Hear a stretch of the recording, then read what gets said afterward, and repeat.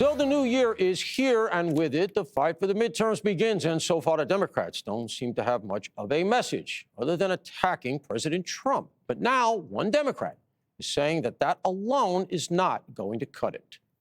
You've been saying for a long time that Democrats need a Project 2028 to lay out their agenda. Did you hear elements of that in Mamdani's speech? I did. And I think what we have to, it's not enough for us to be anti-President Trump. People want to know what we're for and how we're going to deliver. So I think it's very important. We've got to start articulating what we're for as we go into the congressional elections for 26, and presidential candidates are going to have to be very strong on that. Meanwhile, Elon Musk is signaling that he's ready to help the Republicans again ahead of the midterms. He posted on X, quote, "America is toast if the radical left wins. They will open the floodgates to illegal immigration and fraud. We won't be America anymore." So the battle lines are drawn. Richard, let me come to you real quick here for no particular reason. I got to ask you about Mamdani. I want to conflate him with this story. Mamdani is going to be a national story going into the midterms, and the Republicans are looking to hang that albatross around every Democrat neck. Is that going to be a drag? I don't know. I think you have to wait to see. I think what we saw in the past the 2025 election is not only just in Virginia, New Jersey, and here in New York, but we saw Democrats break the supermajority in Mississippi and in Iowa, and they made gains in every single county in Virginia. And that didn't happen because Ken Martin was the party chair, because Vice President Kamala Harris former Vice President Kamala Harris campaigned herself out. I think what happened is that voters woke up and everyday folks realized that the rent was too high, the grocery bill was too high, hospitals were closing in their neighborhood. For many of them, now their healthcare premiums have skyrocketed today or yesterday. And our Fox News voter analysis talked about this. It says 72% of voters they have a negative view of the economy. The two issues they have, high inflation and high prices. A majority of them says the essentials cost of things are too high.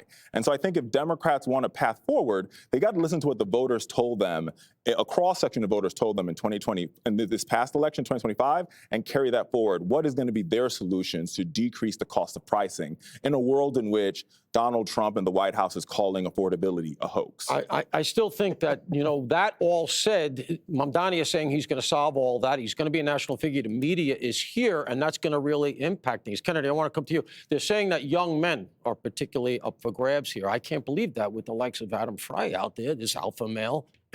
What do you think? Can men be gotten by the Democrats? Oh, yeah, absolutely. All they have to do is tune into Tim Walz' Fit Check and know where their masculinity really lies. Tim Walz famously said on a podcast, like, look at me, I'm the most masculine guy in the room. The Republicans are so scared of me because I'm so manly. I teed that one right up for you, didn't Thank you very much for that.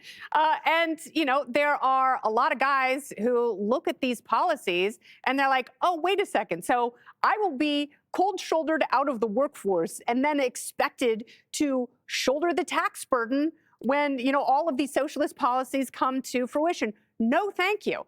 And that's why they gravitated toward President Trump, because, they had the sort of populist message that I may disagree with as a libertarian, but it resonates with people who have been demonized in places like academia. So they want to make money. They want to work hard. They, to Kat's point, they want to start families, but they can't in this political climate. And it's not enough for people on certain leftist podcasts go, well, maybe we need to talk about these politics at the gym.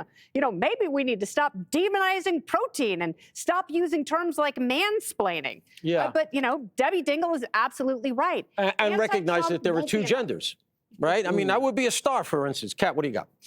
Yeah, I think it definitely is a start, and especially because, hey, we got a couple more years of Trump left, and then he's out of office. So definitely there's going to need to be something other than that. And I do think that, as you mentioned, talking like normal people is something that's going to help them, because they kind of weren't doing that for so long. There was a lot of policing, particularly of men, and the way men talked and the way men behaved. Toxic. Well, it was just like at a certain point, and I spoke to a lot of guys who had never voted Republican before, who said that they were voting for Trump because they did feel where it was like at a certain point, what do I need to do? Everything I do and say is wrong. At a certain point, it's like, okay, I give up.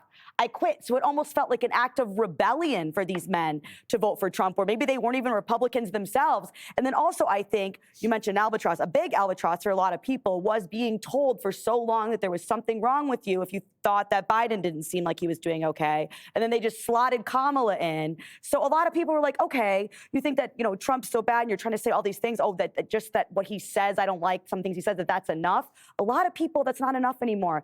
To have your most important thing to be, I have to only vote for a politician who has never offended me, that's a luxury belief to have. And a lot of people, particularly younger voters, are not in the position for luxury beliefs right now. So, Charlie, if the 2026 midterms go for the Dems, I think we're going to see impeachment palooza. Right? Oh, yeah. I mean, that's No, a without a given. doubt. And I think that loses them 2028. So handicap us out a bit. And I welcome a debate about affordability. I think that President Trump and Republicans who are part of the America First agenda can have a magnificent argument on that. Trump single-handedly closed the border, which was a massive, massive welfare suck on the economy. He has slashed inflation. He has brought down the price of gasoline. And I think those are marvelous arguments to go into, especially when you consider all the damage that Joe Biden and Democrats before him have done to the economy, especially when it comes to health care with Obamacare, which has, of course, become a bailout fund for insurance companies. I think all those are good points. And there's one last thing that I would just throw out there. That it's a nuance. You don't hear that much about it. But before the summer, we're going to get that decision in the redistricting Voting Rights Act from SCOTUS. And that could throw the whole thing into turmoil. We don't know how that's going to go. It's going to be interesting. The fastest is up next. Hey, Sean Hannity here. Hey, click here to subscribe to Fox News YouTube page and catch our hottest interviews and most compelling analysis. You will not get it anywhere else.